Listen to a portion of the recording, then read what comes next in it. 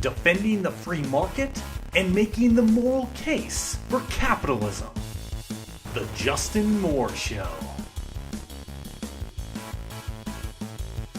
Hey everybody, welcome to the Justin Moore Show, where we make sense of what's going on in this crazy, insane, out of control world.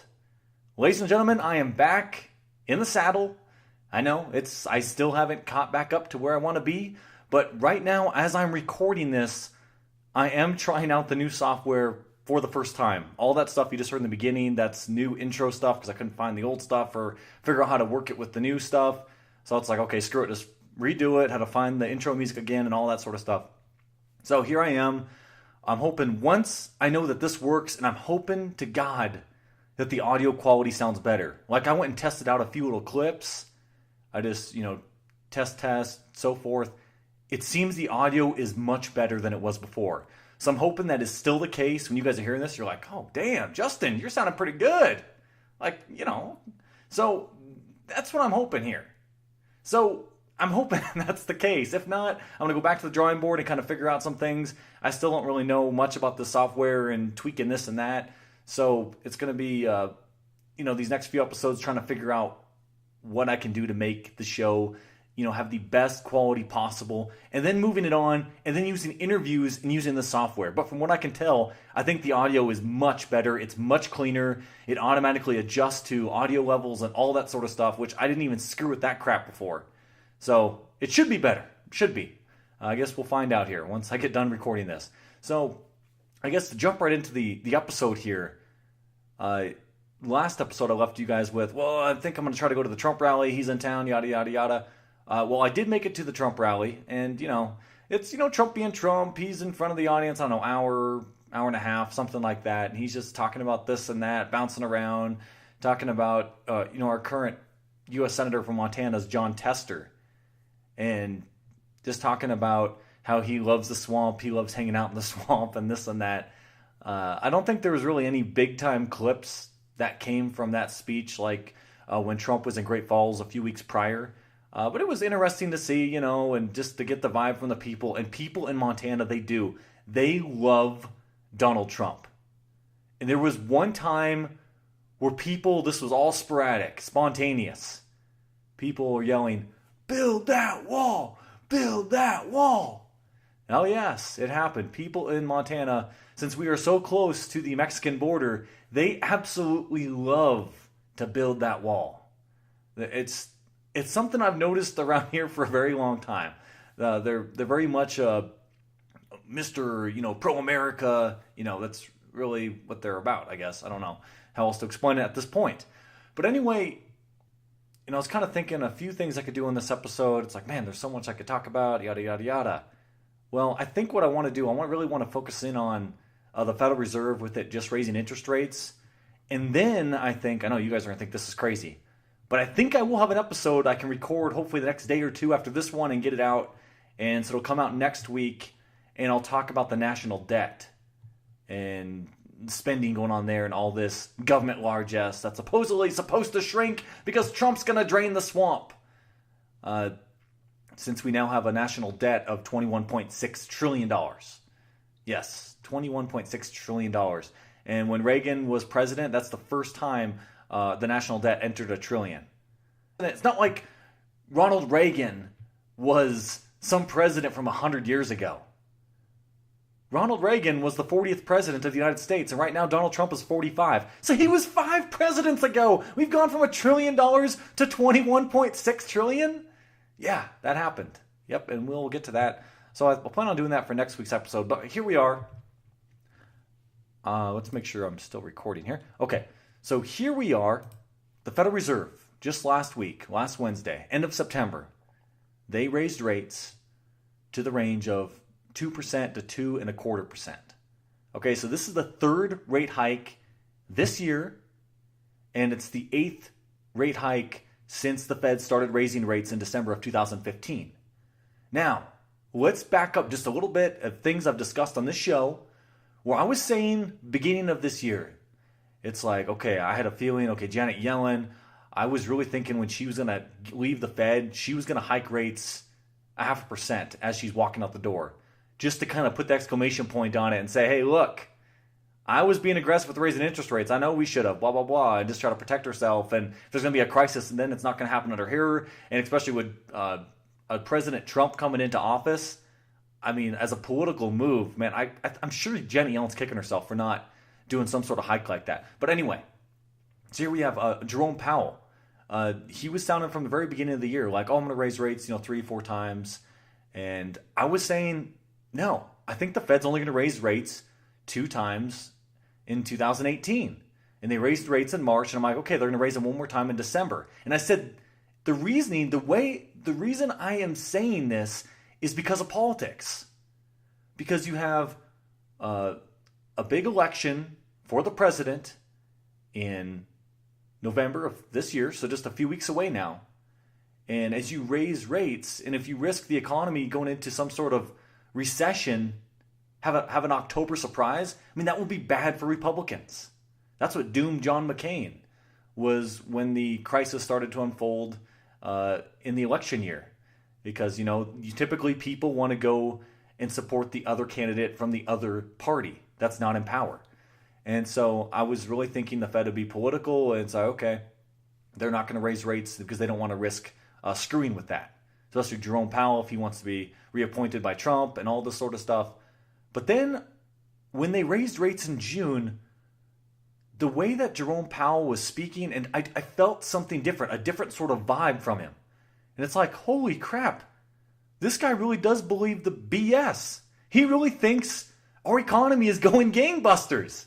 This guy's delusional. And so I'm like, wow, so he will raise rates, 3-4 times in 2018. To finish off the year, because it was in June, he will raise them in September and December.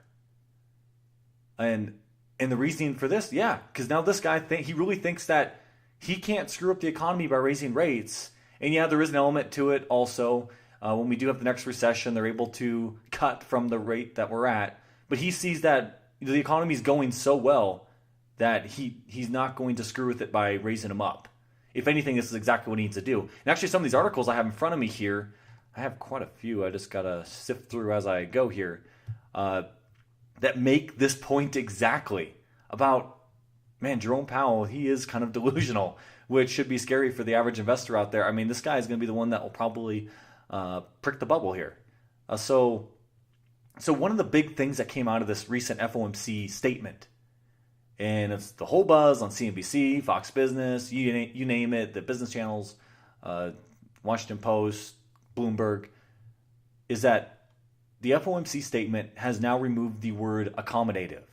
Previous statements, that word was in there, that the Federal Reserve will remain accommodative to blah, blah, blah, blah, blah. Well, now that that's gone, people are like, oh my gosh, the Fed, they don't want to be accommodative anymore. They're going to start raising rates like crazy. No, I mean, we're still at 2%. Historically, these are still very, very low interest rates. Actually, I went and I looked. If you go back in the last 200 years, the average interest rate for 200 years is about 5.14%. Okay, that's the average. You go back, I guess it'd be the 20th century. You're looking at average interest rates are about 4.25% is what I saw. If rates double from here, then we will get an interest rate that's more of a 100-year average. So that's how low we are. Hell, we were at near 0% for 8 years? Literally at 0%. And even when we have an inflation rate right now, about 2%, and we have rates at 2%, we basically have a zero or a negative yield right now of real interest rates. So that is remaining accommodative. And even Powell says that, he kind of agrees with what I just said, that, yeah, he even used the word accommodative, that we will remain accommodative, yada, yada, yada. Let me just read here. Let's see. And actually looking at the Fed forecast here until the year 2020 and 2021, this will get you a feeling for how giddy Jerome Powell is about the economy. So they're saying here, by 2020, the Fed's expecting short-term rates will reach about 3.4%. And by 2021, they're thinking rates will remain about 3.4%. So it seems like once they reach above that 3% level, the Fed might start, leveling things off. They're not going to be as aggressive with raising rates. That's definitely a level they want to get to. And then they're also forecasting that unemployment will remain between about 3.7 to 3.9% unemployment rate. Right now it's at 3.9. So we're going to have historically low unemployment rates while all this is, and also inflation will remain in check too. So that is where things are sitting there. And now we move on to the Washington Post.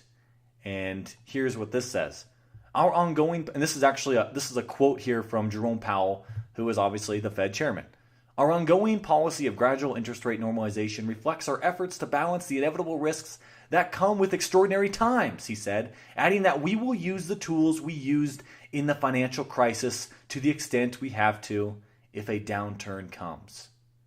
Okay, what I just read right there, that is a quote from Jerome Powell. Now this is huge. I don't hear anybody talking about this. Let me read that part again. Because, we're in extraordinary times, and he's using extraordinary times. That's actually a positive thing. Like, wow, this is unbelievable how great this economy is. So that's how Jerome Powell's thinking. But then he added, we will use the tools we used in the financial crisis, so in 2008, to the extent we have to if a downturn comes. What did the Fed do in 2008? Well, we saw bank bailouts. We saw QE1. That is where the Fed said, hey, we are going to print money like nobody's business, so you don't have to worry about any banks going down. You don't have to worry about any liquidity issues. We are going to provide it. We will buy up mortgages. We will do what we have to keep this economy afloat. So Jerome Powell just said, hey guys, if things do go south, don't worry. QE4, we're on the ready. We will do it. We will print what we have to keep things going. That tells, right in there, my friends, that tells you everything you need to know. Thinking back, should you invest in, assets like, say, gold and silver, precious metals that protect someone's wealth as money's being inflated away? Yeah, I would, because that's what these guys are prepared to do. Jerome Powell just admitted it. And then also in this Washington Post article, here, this is what it says. Powell said, he doesn't think the Phillips curve is dead, but he also doesn't think inflation is going to jump anytime soon. Even though the labor market is much tighter, he argues that the Fed is aware of the risks and is doing a more active job of managing inflation expectations than in the 1960s. He thinks the scenario now is more likely to be similar to what happened during the dot-com boom, when unemployment briefly fell below 4% and inflation stayed tame because of the Fed's actions and a boost in worker productivity. Okay, so Powell just said that he thinks the Phillips curve, he doesn't think it's dead. And just a refresher for you guys, the Phillips curve, it's this belief among Keynesian economists. Well, I think some of them don't really believe it anymore, but there's a lot that still do. That they believe there's an inverse relationship between the unemployment rate and inflation rate. If you have a low unemployment rate, then there will be a high inflation rate. Or if you have a low inflation rate, then there will be a high unemployment rate. In 1970s, when we had stagflation, where we had high unemployment rate and high inflation, that totally disproved the Phillips curve. That there is no inverse relationship here, guys. It's a lot of the belief with slack in the economy, and if you have slack, then that can provide a buffer for inflation and so forth. Well, that's all a bunch of BS. But hell, Powell's saying, I still believe the Phillips curve is alive, and I still think it works. But also he's saying, well, even though I believe in the Phillips curve and that we have a low unemployment right now, I still don't think inflation is going to get out of hand. So even he's saying right now that he believes it's alive, but he also, I guess he says it's not really alive right now I don't know, he's talking out both sides of his mouth. I don't know what the hell he's saying. That doesn't make any damn sense. He can't say it both ways, but he is. I guess somehow temporarily. It's like these socialists out there, it's like, well, why should we go to communism? Well, it's because the right people haven't been empowered to implement it correctly. Duh. We've had a bunch of retards doing it before. So, that's kind of the same sort of thing I'm getting here from Mr. Powell.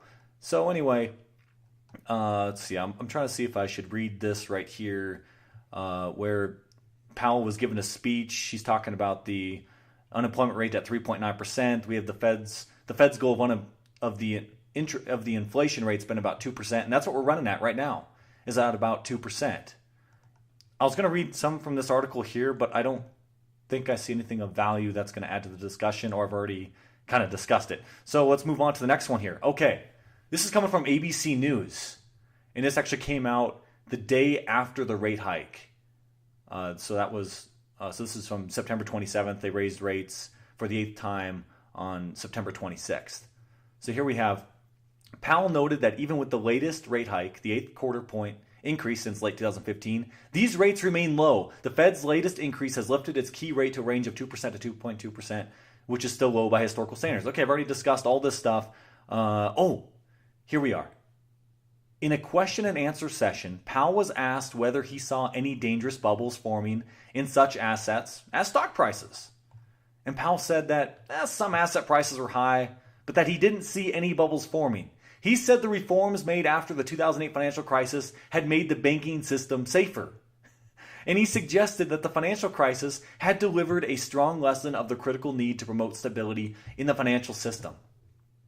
Oh my gosh. This guy Powell is delusional. Okay, what the hell? We have to go back here. Okay, he's being asked about, do you see any bubbles in the economy? Powell doesn't see anything. No, there's nothing. Thanks to Frank Dodd-Frank, however you want to say it, thanks to all these measures that were passed, all these new regulations put in place, I think we're set up that, we're not going to experience a crisis. I don't know what the hell you guys are talking about. And that is very telling, that when these crises come, if you look back in the past, these Fed chairmen and chairwomen, well, I guess nothing really happened under Yellen, unfortunately. But if you look back, these guys are always blindsided. These Fed chairmen never see the thing coming. And so he sees nothing that's going to go wrong. And the more cocky these guys get, the more scared you should be. And that's the closer you know things are getting to the end. Okay? Anyway, guys, let me move on. I have this article from CNBC. I think this is the last article I want to get to. Yes, it is. And we'll wrap it up here. So I don't want to drag this episode on. And I want to get that next episode out. I better have that dang thing out next week. Because I'm still going on to that Contra cruise. I got that. So hopefully once I get this dang thing figured out, this new software all figured out, and I can do interviews. I have a few interviews. I got some people lined up that I can get right on those things. And that's the thing with these episodes too.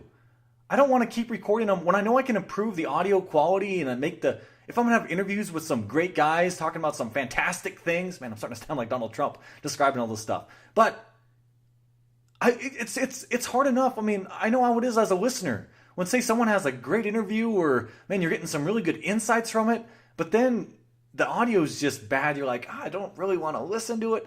So I'm trying to fix that problem because I don't know what the hell. When I'm doing interviews from Skype, things sound fine. Like there's nothing going wrong. And then I get it recorded and it's ready to put out and I don't know what the hell happened. So I'm trying to fix all these problems here. And I'm sorry that I've been so absent on my show lately.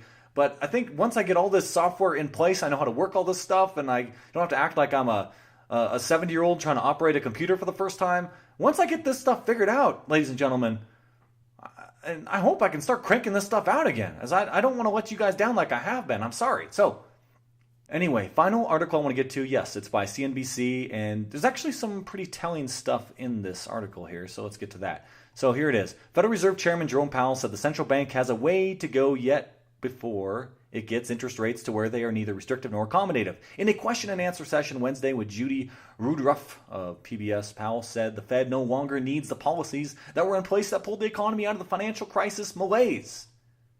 Wait, do you guys just hear that? Powell said the Fed no longer needs the policies that were in place that pulled the economy out of the financial malaise. Okay, see? He's saying things are great. We don't need this crap anymore. And here is a quote from Powell directly. Quote, the really extreme accommodative low interest rates that we needed when the economy was quite weak, we don't need those anymore. They're not appropriate anymore, Powell said.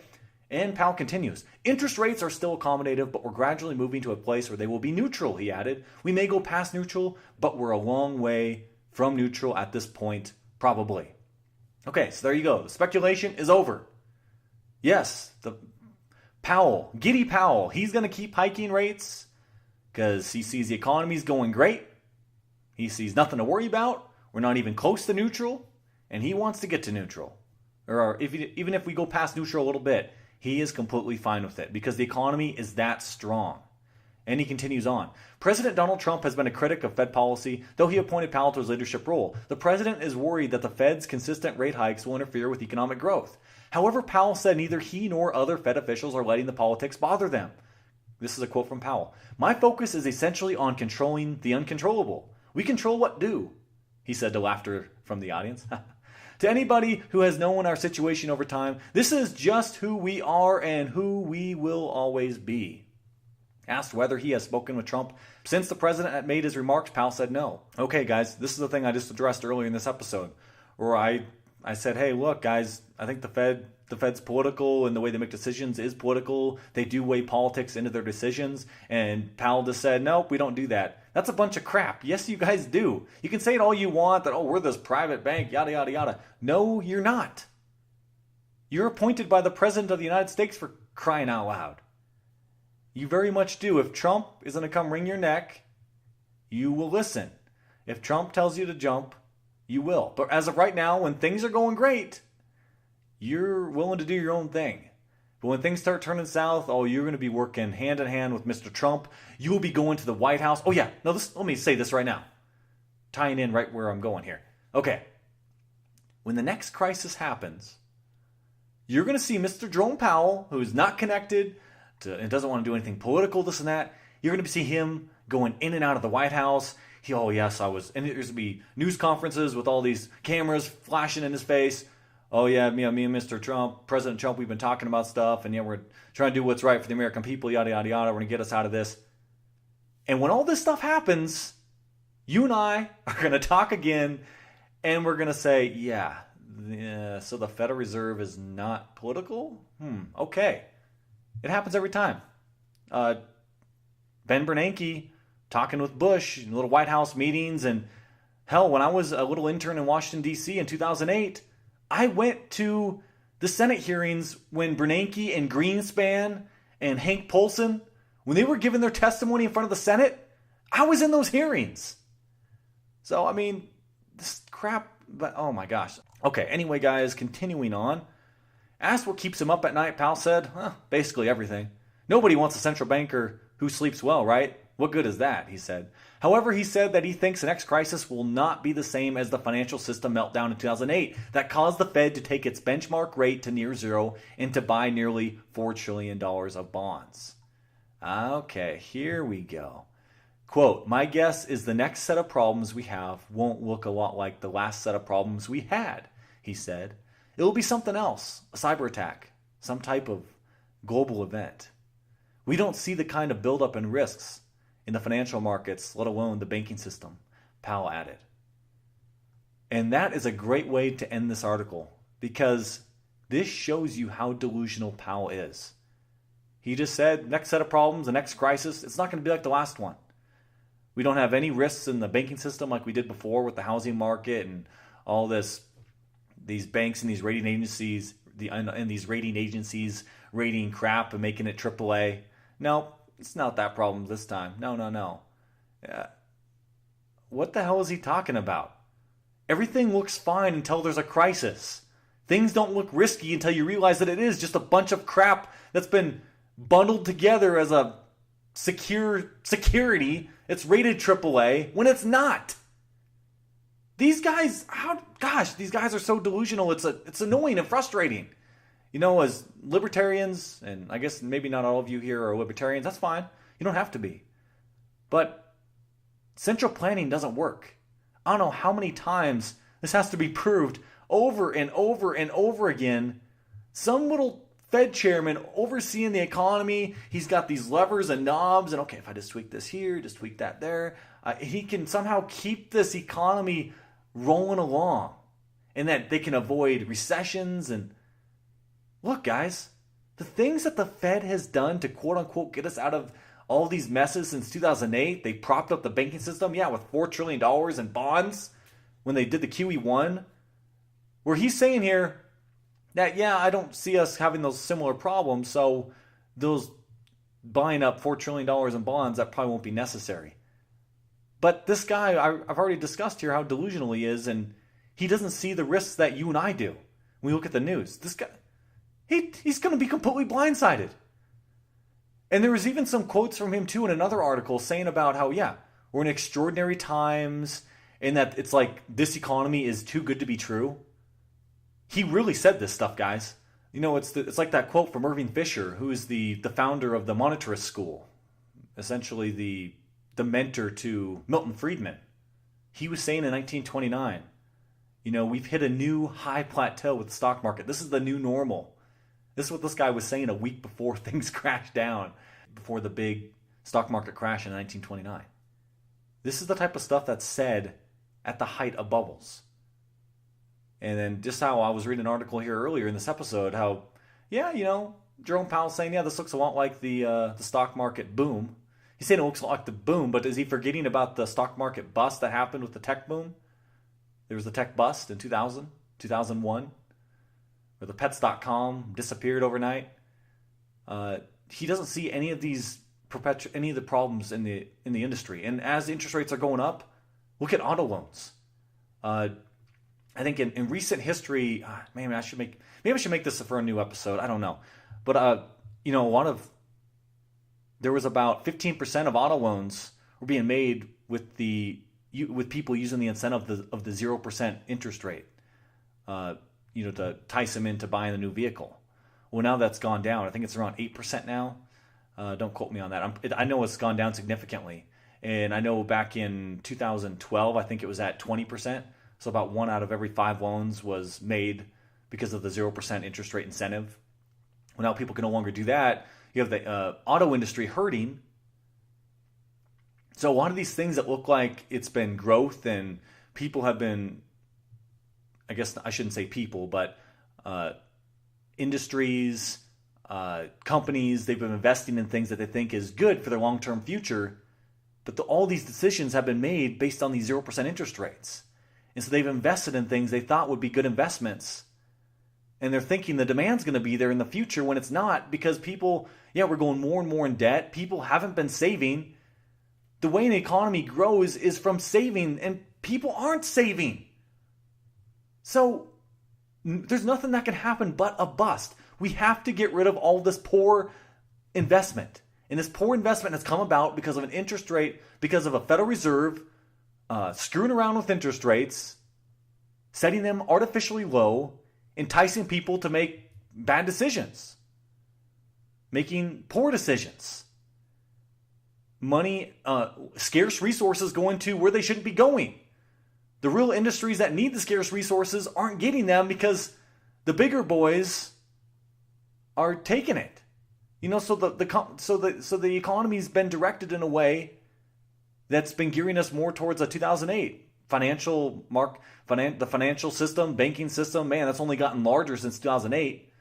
Well, I've argued for years on this podcast that our financial industry is probably too damn big, but it's been artificially propped up because, yeah, we're the reserve currency of the world, and this bubble keeps getting bigger, keeps blowing up. Well, as Jerome Powell keeps raising interest rates, and he's more and more giddy about the economy, and it's, oh yeah, nothing's going to happen. Between the raising of interest rates and that cockiness, that's going to pop the bubble. But that's what needs to happen. We need a fresh start. We need scarce resources to go to where they should be going. In a free market, I don't know where that is, but entrepreneurs out there, they will figure it out. And then we can actually have an economy based on, well, I guess like the will of the people, you know, not based off of government interests. That's really how a lot of these resources get directed. And I should make one clear thing too. A lot of people, you know, I guess you could say Republican types like to brag about having a strong military.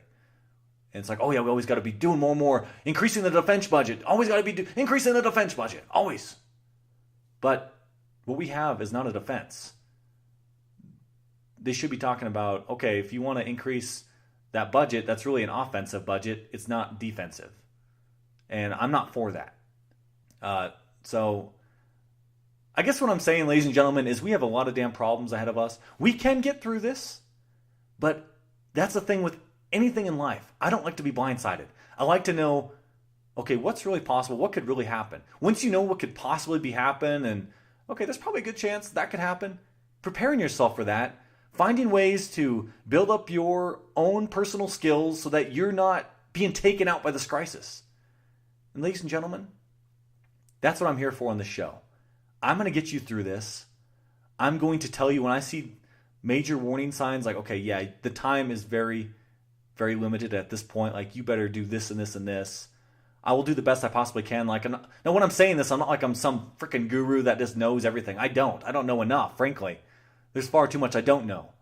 But from the little that I've known, and now that I've been to Argentina, a place where there's currently 60% interest rates, 30% inflation rate, I've at least seen some things firsthand, and I hope to do more travels to see more. So you guys just stick it right here. I will tell you what I think I see is coming. Federal Reserve, economy. Yeah, we can talk about politics here and there, but frankly, all this stuff is a bunch of crap. Kavanaugh stuff. What the hell is going on? Seriously, this stuff just drives me nuts. What the hell is going on? A lot of this stuff just frustrates me.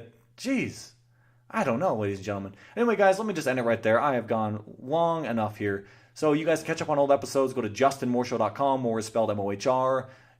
Buy your Amazon goods through my little link there on the website. I get a small commission back. It costs you nothing extra. Great way to help me out because, this new software I'm buying is not cheap.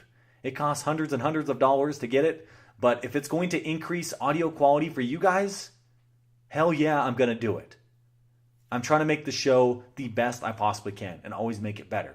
So if you do that to help me out or donate to my PayPal, I will be setting up a Patreon account here soon. I hope. Now that I hopefully can have a little bit more time. I'm sorry, guys. Yeah, it's just been totally nuts around here. So I'll get all that squared away, and I'll talk with all you guys next week, and I'm looking forward to it. This is Justin Moore, signing off.